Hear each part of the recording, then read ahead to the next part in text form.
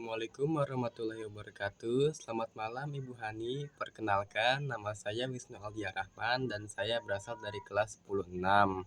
Kali ini saya ingin menyampaikan hasil bacaan saya mengenai resensi. Jadi, pertama identitas bukunya. Buku ini berjudul Sidi Ibrahim dan Putri Raja dengan pengarang Azhar, tahun terbit 2022 dengan penerbit Perpusnas Press dan berjumlah 124 halaman. Pembukanya, upaya penyaduran ini dilakukan untuk mendekatkan isi naskah kuno kepada pembaca awam yang tidak terbiasa dengan bahasa Melayu, arkais, dan aksara non-Latin. Manuskrip aslinya yang berusia ratusan tahun sangat rentan terhadap kerusakan dan sulit dipahami oleh masyarakat umum. Oleh karena itu, saduran ini menjadi jembatan penting untuk melestarikan warisan budaya dan menyebarkan nilai-nilai luhur yang tergantung di dalamnya. Jadi, berikut isinya adalah alur cerita dimulai di kerajaan Mesir yang dipimpin oleh Raja Kasib, seorang raja yang taat beribadah dan sangat memperhatikan pendidikan putranya, Sidi Ibrahim. Sidi Ibrahim, seorang pangeran yang tampan dan terpelajar, menjalani hari-harinya dengan belajar di dalam istana. Suatu hari, saat mengunjungi gurunya, ia menemukan sebuah kitab yang berisi gambar seorang wanita cantik. Terpikat oleh kecantikan wanita di dalam gambar itu, Sidi Ibrahim dilanda kegelisahan dan rasa rindu yang mendalam. Ia bahkan sampai lupa makan dan mengurung diri di kamar. Dengan tekad yang kuat, ia memutuskan untuk mencari wanita tersebut. Pencarian ini membawanya ke Baghdad atas petunjuk gurunya untuk menemui sang juru gambar, Abu Qasim. Dari Abu Qasim, Sidi Ibrahim mengetahui bahwa wanita dalam gambar itu bernama Siti Jamilah, seorang putri raja dari Basrah. Tanpa ragu, Sidi Ibrahim melanjutkan perjalanannya ke Basrah. Di sana, ia menyamar sebagai wanita untuk bisa masuk ke dalam istana penyamarannya. Penyamarannya berhasil. Ia bertemu dengan Siti Jamilah di sebuah taman istana. Sidi Ibrahim terpesona melihat kecantikan sang putri secara langsung yang jauh lebih memukau daripada lukisan. Siti Jamilah yang juga terkejut melihat Sidi Ibrahim merasakan perasaan yang sama. Mereka kemudian saling berbalas pantun untuk mengungkapkan perasaan mereka dan membuat janji untuk bertemu kembali. Sayangnya, petualangan Sidi Ibrahim tidak berjalan mulus. Penyamarannya terbongkar dan ia ditangkap serta dipenjara oleh penguasa Basrah.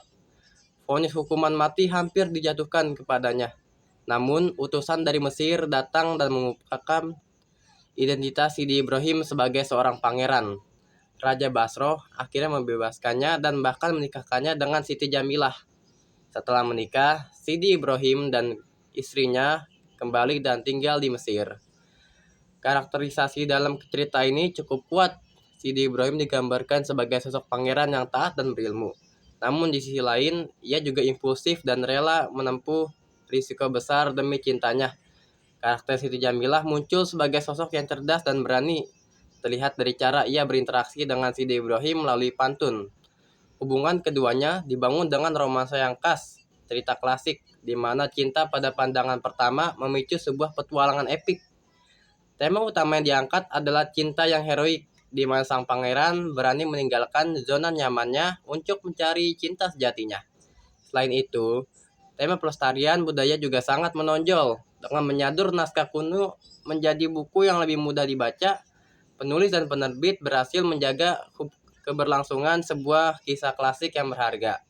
Buku ini juga menyoroti pentingnya nilai kesabaran dan keteguhan hati dalam menghadapi cobaan.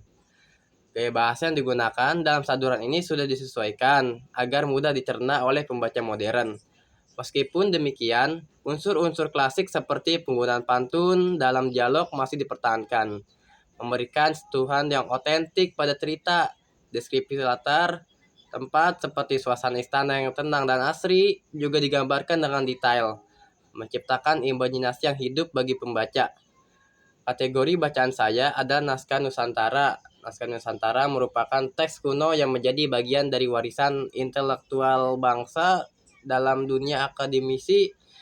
Naskah Nusantara dipelajari dalam kajian budaya dalam bidang filologi naskah kuno yang ditulis dalam aksara dan bahasa daerah seperti aksara Sunda, Jawa, kuno, Melayu, atau Bugis.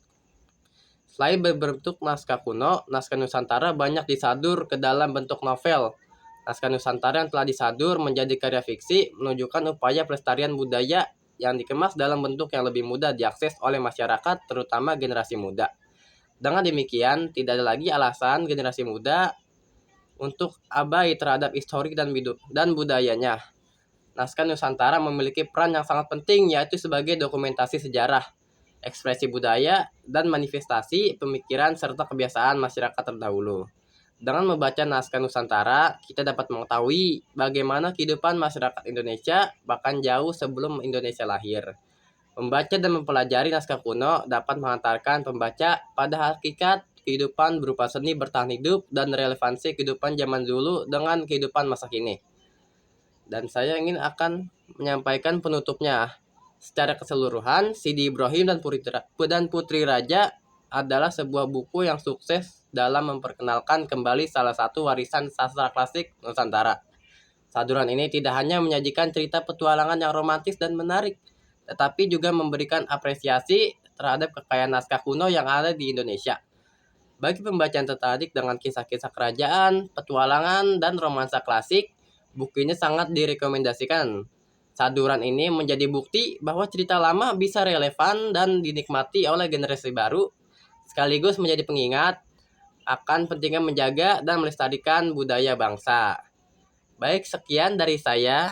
Kurang lebihnya mohon maaf. Wassalamualaikum warahmatullahi wabarakatuh.